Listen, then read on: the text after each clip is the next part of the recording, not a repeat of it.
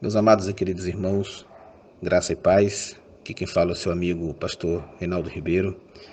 Eu gostaria mais uma vez de deixar o meu forte abraço a todos, agradecer as muitas mensagens que nós temos recebido de carinho, de apoio, agradecer aos irmãos que têm acessado o nosso canal, que têm se inscrito em nosso canal, aqueles que têm cadastrado seu e-mail em nosso blog, estender o convite àqueles que ainda não o fizeram, e dizer da minha grande alegria de estar recebendo todo este retorno, todo este contato vindo de irmãos de todas as partes do Brasil, os quais são muito bem recebidos.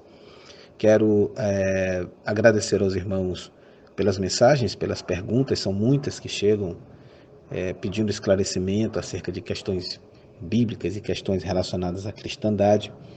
Peço perdão aos irmãos por não conseguirmos nem sempre responder a contento devido ao grande volume e ao tempo que nem sempre é proporcional que nós dispomos para fazer essas respostas. Algumas a gente encaminha por e-mail, outras a gente utiliza em nossas redes sociais, no blog, no YouTube, também no grupo do WhatsApp, no Teólogos da Verdade. E assim nós vamos, na medida do possível, com a graça de Deus, trazendo à baila, lançando em pauta todas essas questões.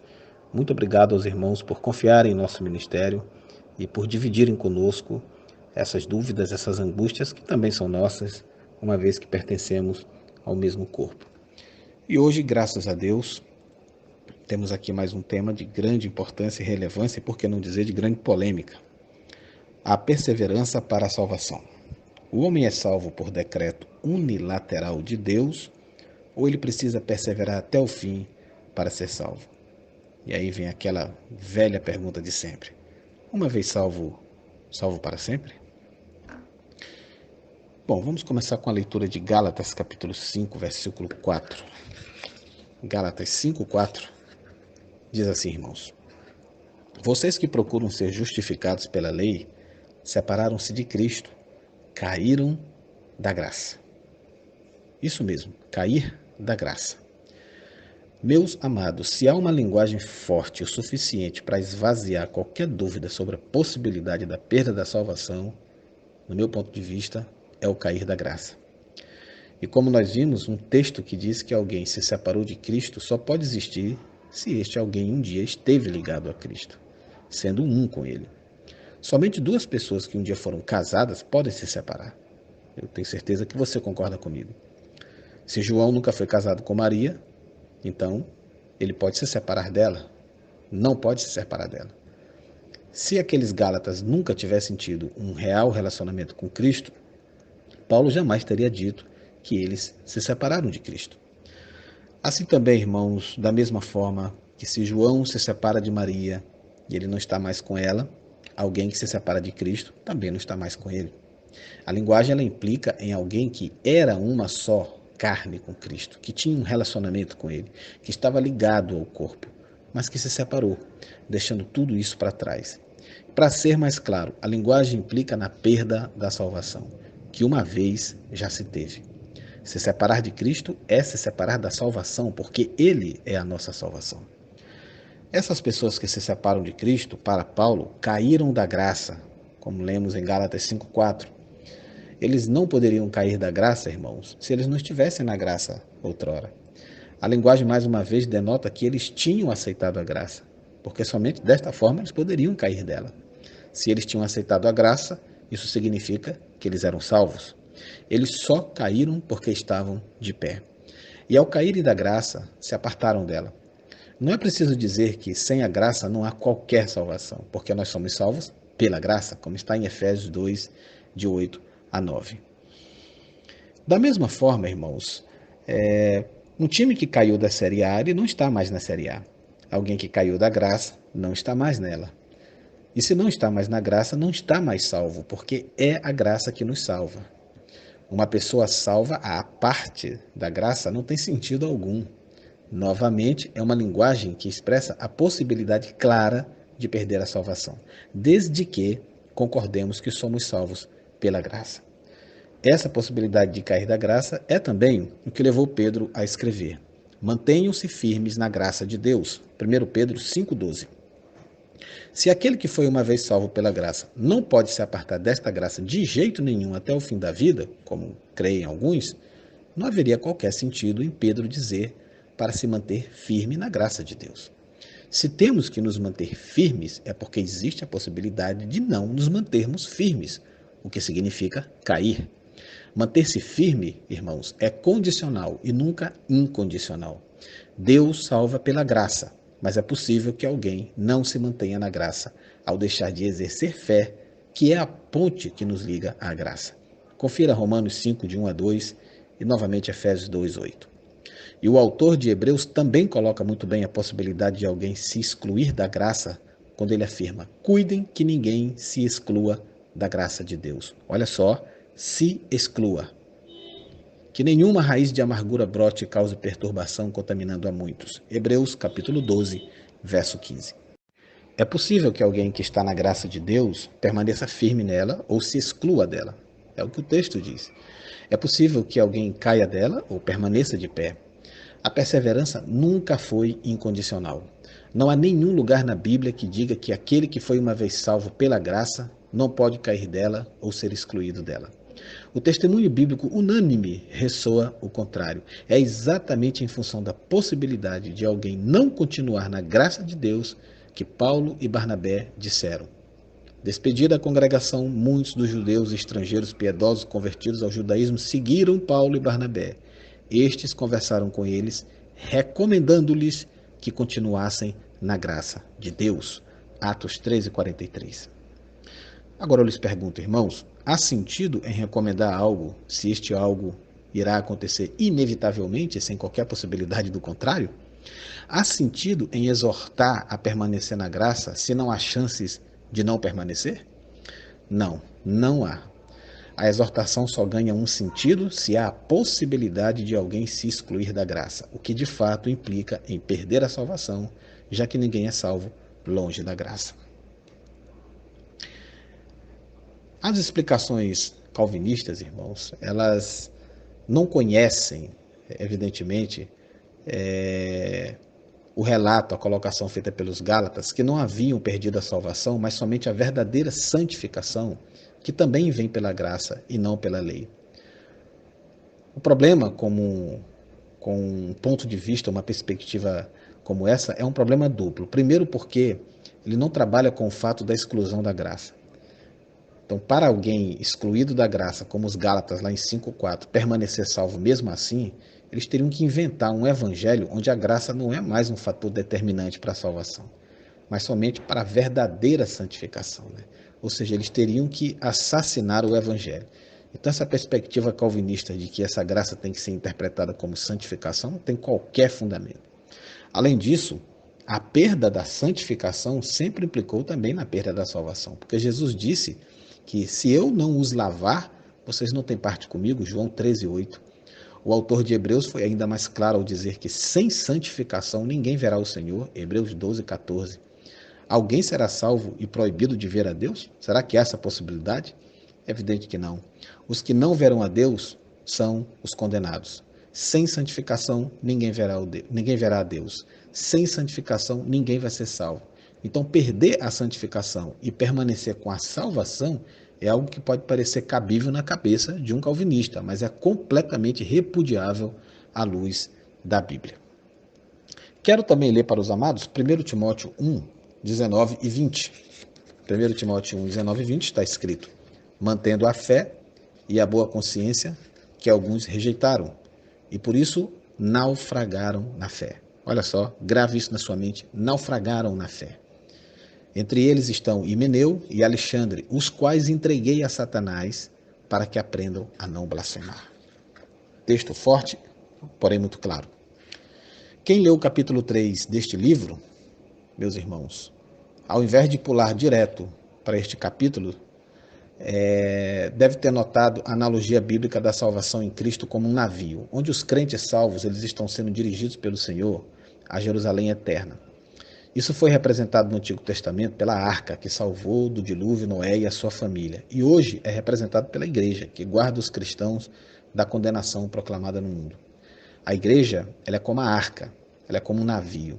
quem está neste navio está salvo da condenação do mundo. Nós sabemos que este navio não pode afundar, mas será que é possível alguém individualmente deixar este navio? Em outras palavras, é possível naufragar na fé? Pois bem, Paulo acaba de afirmar, na leitura que fizemos de 1 Timóteo 1, 19 e 20, que sim. Ele até cita dois exemplos, Himeneu e Alexandre. Primeiramente, é bom esclarecer que ninguém pode naufragar na fé se nunca esteve na fé. Aquelas pessoas estavam no navio, na igreja, não eram infiéis ou falsos cristãos. O joio não é o trigo, o joio se finge de trigo. Os falsos crentes não estão no navio, embora externamente possa parecer que sim. Himeneu e Alexandre, contudo, realmente estavam no navio, senão eles não teriam naufragado na fé. E esse naufrágio, por sua vez, ele jamais pode ser considerado uma mera perda de recompensa, como alguns querem sugerir, mas implica em estar fora do navio, em cair na mesma condenação do mundo. Não é à toa que Paulo diz que eles estavam entregues a Satanás, porque eles blasfemaram. A conclusão que se chega, irmãos, é que sim, é possível que alguém que hoje está a salvo no navio, que é a igreja, venha deixar o navio e naufragar, passando então a estar entregue a Satanás e ao mesmo destino final dos incrédulos. Um ensinamento muito recorrente na Bíblia também é a apostasia. Davi, há muito tempo já dizia que os que se alongam de ti perecerão. Tu tens destruído todos aqueles que, apostatando, se desviam de ti. Salmos 73, 27. Jeremias também era enfático ao dizer que todos aqueles que te deixam serão envergonhados, os que se apartam de ti serão escritos sobre a terra, porque abandonaram o Senhor, a fonte das águas vivas. Jeremias 17, 13. O apóstolo Paulo confirmou isso em suas epístolas, irmãos. Ele disse que o Espírito expressamente diz que nos últimos dias alguns apostatarão da fé, dando ouvidos a espíritos enganadores e a doutrinas de demônios. 1 Timóteo 4:1. E que, na verdade, alguns já se desviaram para seguir a Satanás. 1 Timóteo 5:15. Então, como vemos, a Bíblia frequentemente fala da apostasia e sempre diz que tais apóstatas perecerão, serão destruídos, envergonhados, e que estão seguindo a Satanás. A primeira pergunta que deve ser feita a um calvinista que crê que esses apóstatas nunca foram salvos é a seguinte: eles apostataram do que então? Se eram salvos, é muito fácil responder essa pergunta, porque eles apostataram da salvação. Se eles estavam em Cristo, também é muito fácil a resposta. Eles apostataram de Cristo. Mas nossos irmãos calvinistas afirmam que esses apóstatas nunca foram salvos e que, consequentemente, nunca estiveram em Cristo. Então, eu repito, apostataram do quê? Se eles estavam no mundo, teriam que apostatar do mundo. Mas isso não faz qualquer sentido, já que o mundo jaz no maligno, como está em 1 João 5,19. E uma apostasia do mundo seria algo bom e não algo tão ferreamente repudiado. É claro que para alguém apostatar da fé, tem que ter um precedente necessário, estar na fé. Apostatar simplesmente de uma revelação parcial, mesmo antes de ter sido salvo, é uma explicação que está longe de ser convincente para qualquer pessoa que tenha bom senso e a mais rasteira exegese bíblica. O salmista, ele é claro ao afirmar que estes que apostataram não se apostataram de qualquer coisa ou de uma revelação parcial, mas de ti, referindo-se ao Senhor, Salmo 73, 27, ou seja, do próprio Deus. Isso significa que eles estavam em Deus antes de apostatarem. Significa exatamente retroceder, ir embora, deixar alguém, abandonar. E ninguém pode retroceder, deixar ou abandonar algo, a não ser que estivesse neste algo antes. Como o sujeito nos textos bíblicos é Deus, então é de Deus que eles apostataram. E é em Deus que eles estavam antes de se apartar. Consequentemente, a apostasia não pode ser de uma mera revelação parcial, mas de alguém que estava realmente firmado em Deus. Se o apóstata não é um salvo e os não salvos estão em trevas e totalmente depravados, como corretamente ensina o calvinismo,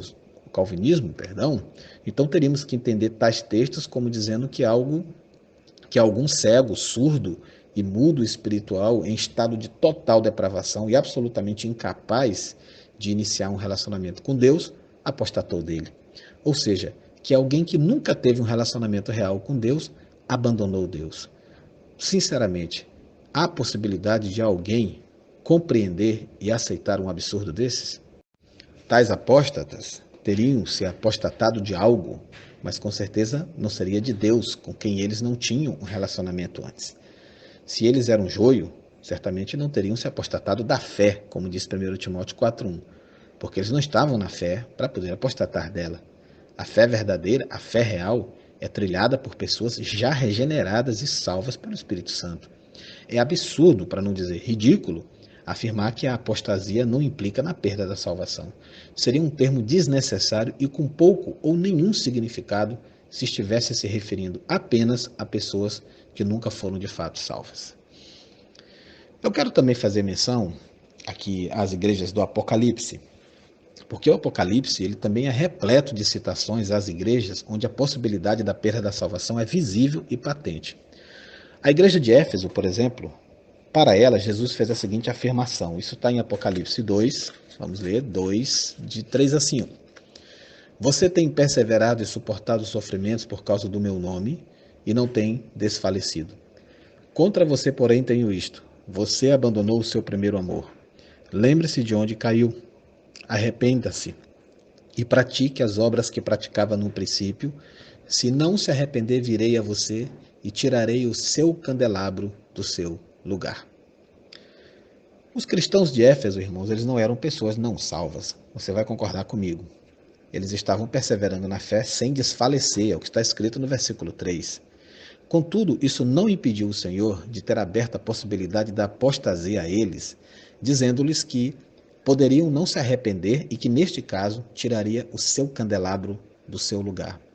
O que significaria o fim daquela igreja. Nós sabemos que sem arrependimento não há salvação, isso está lá em Lucas 13:3, está em Atos 17:30, o que deve significar que Cristo estava abrindo uma possibilidade de perda de salvação para cristãos salvos naquele momento. Já no caso da igreja de Pérgamo, Cristo ele é ainda mais claro, Apocalipse 2:16.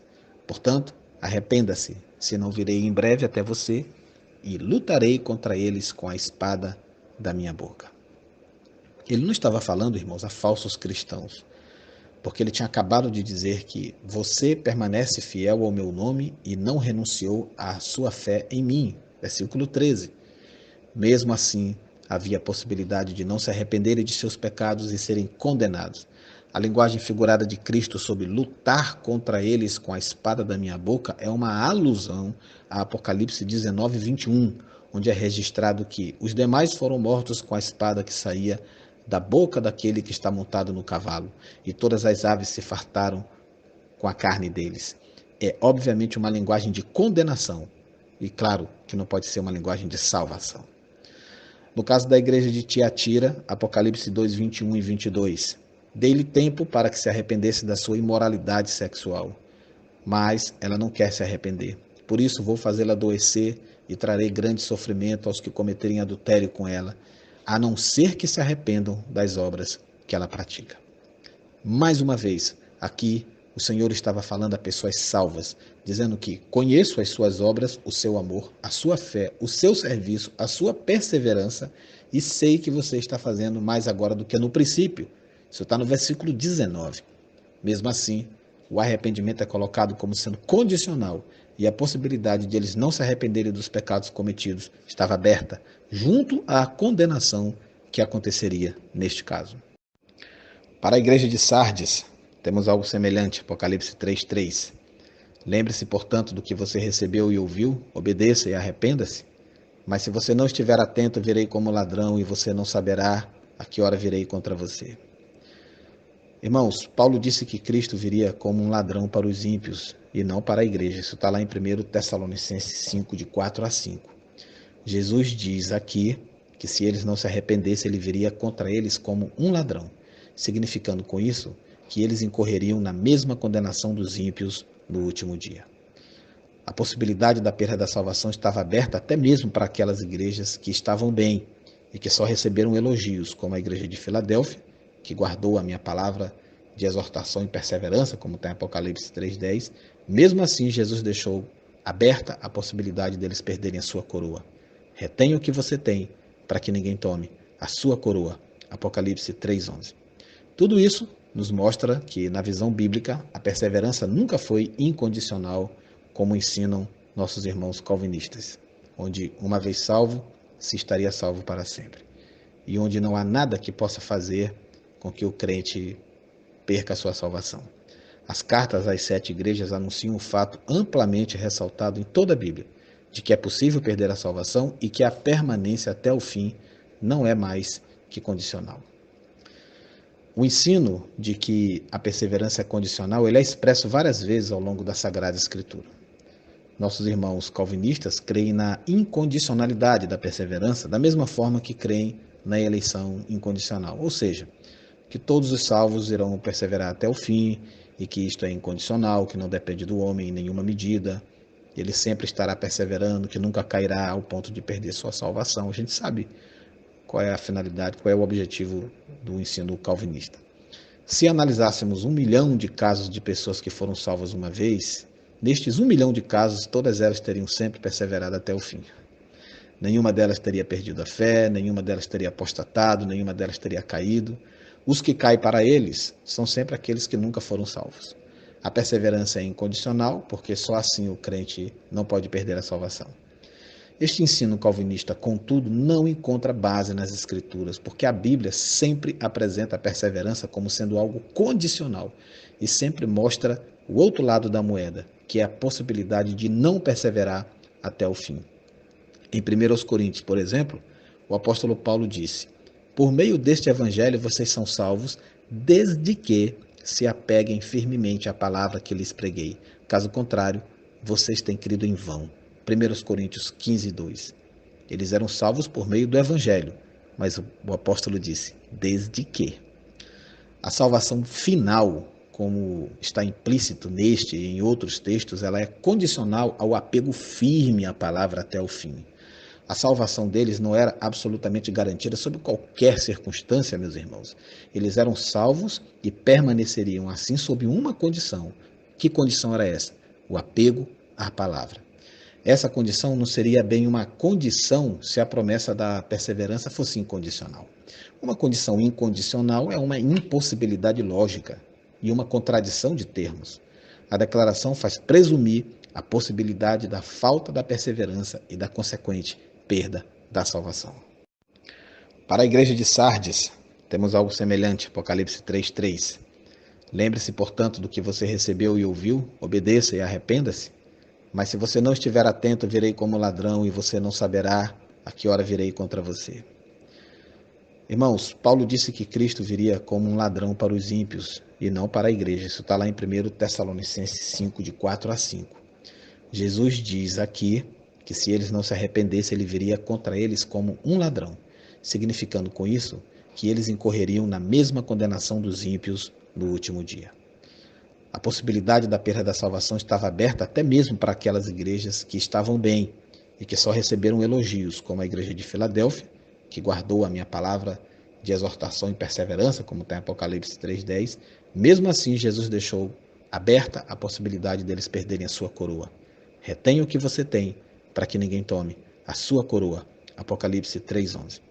Tudo isso nos mostra que, na visão bíblica, a perseverança nunca foi incondicional, como ensinam nossos irmãos calvinistas, onde, uma vez salvo, se estaria salvo para sempre, e onde não há nada que possa fazer com que o crente perca a sua salvação. As cartas às 7 igrejas anunciam um fato amplamente ressaltado em toda a Bíblia, de que é possível perder a salvação e que a permanência até o fim não é mais que condicional. O ensino de que a perseverança é condicional, ele é expresso várias vezes ao longo da Sagrada Escritura. Nossos irmãos calvinistas creem na incondicionalidade da perseverança, da mesma forma que creem na eleição incondicional, ou seja, que todos os salvos irão perseverar até o fim e que isto é incondicional, que não depende do homem em nenhuma medida.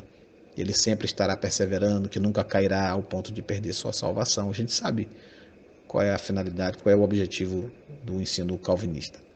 Se analisássemos 1 milhão de casos de pessoas que foram salvas uma vez, nestes 1 milhão de casos, todas elas teriam sempre perseverado até o fim. Nenhuma delas teria perdido a fé, nenhuma delas teria apostatado, nenhuma delas teria caído.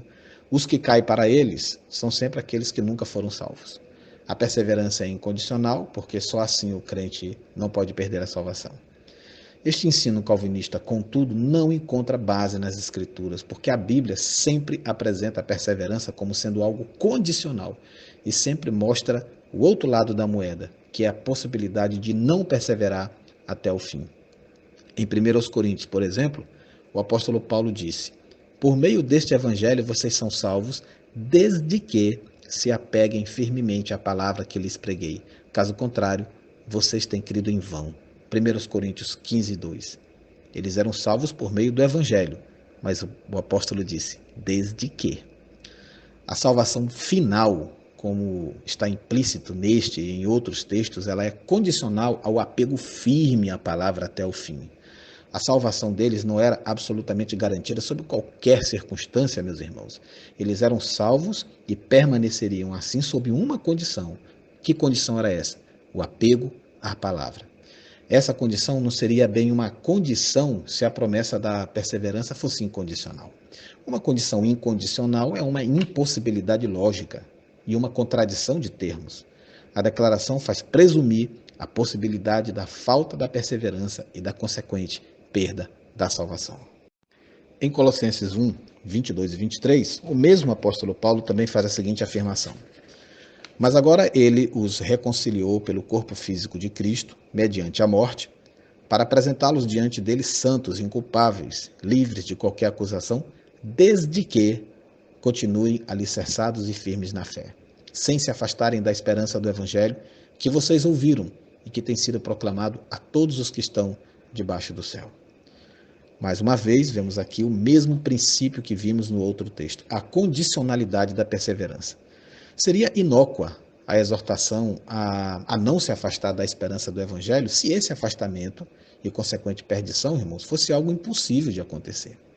Além de um desperdício de tinta, induziria, na verdade, que é possível que eles não ficassem alicerçados e firmes na fé até o fim.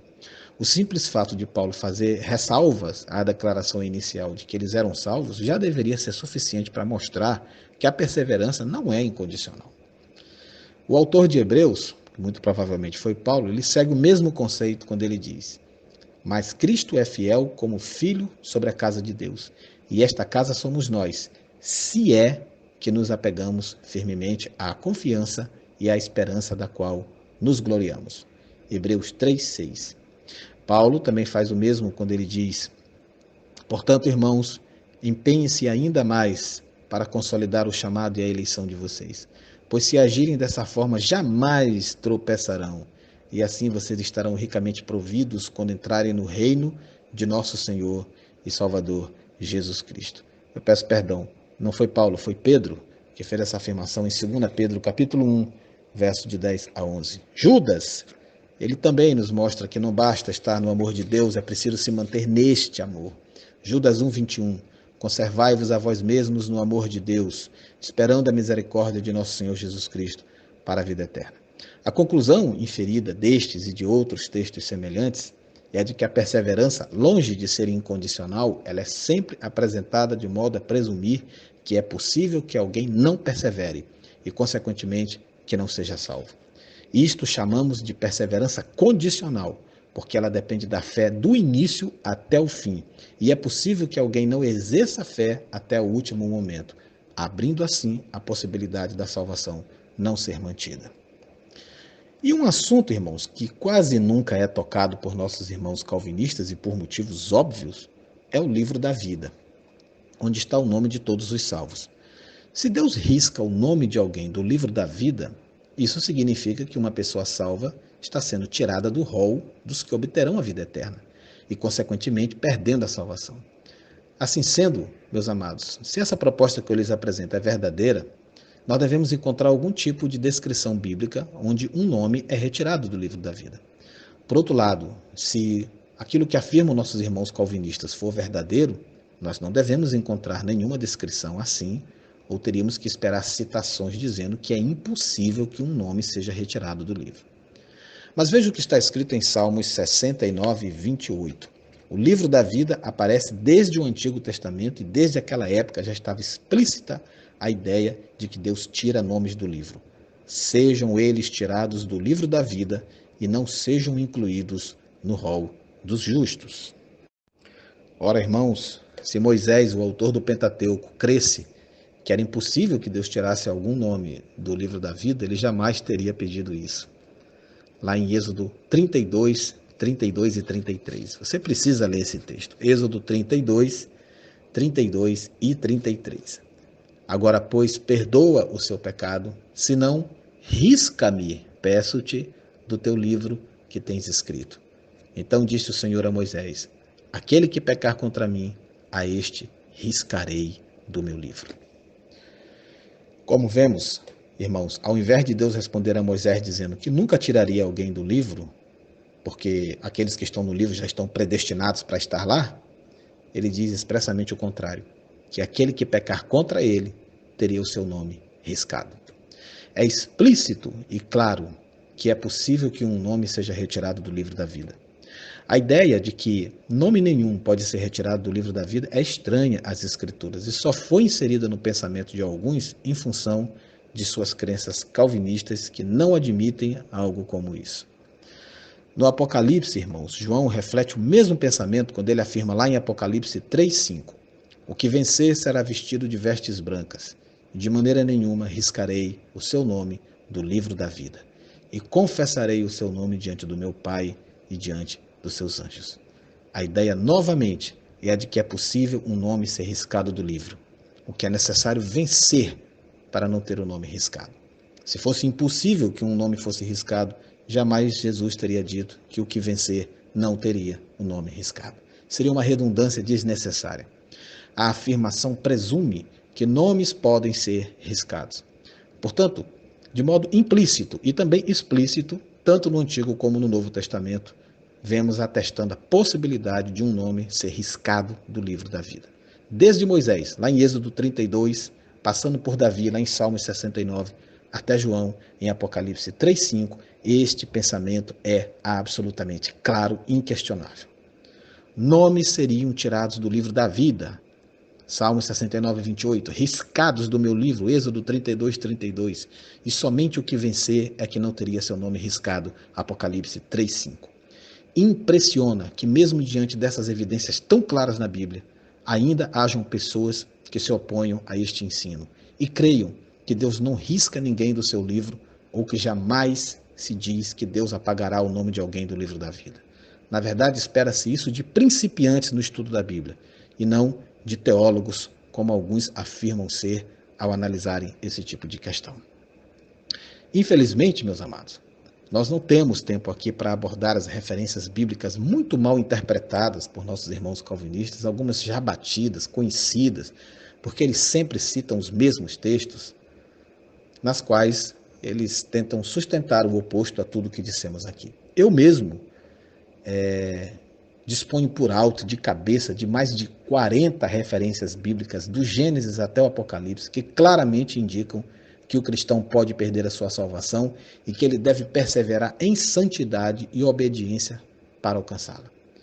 Aliás, eu estou à disposição para enviar essas passagens a quem me solicitar via WhatsApp ou e-mail e também estou disposto a explicar o verdadeiro sentido e interpretação de todos os versículos decorados por nossos irmãos deterministas. Não por intento de confronto, mas por amor à verdade. Que Deus nos abençoe em nome de Cristo Jesus e que o seu Espírito Santo nos fortaleça e nos ilumine os passos para que nos mantenhamos firmes e perseverantes e só assim obter a tão desejada salvação em Cristo. Grande abraço a todos, fiquem com Deus, em nome de Jesus.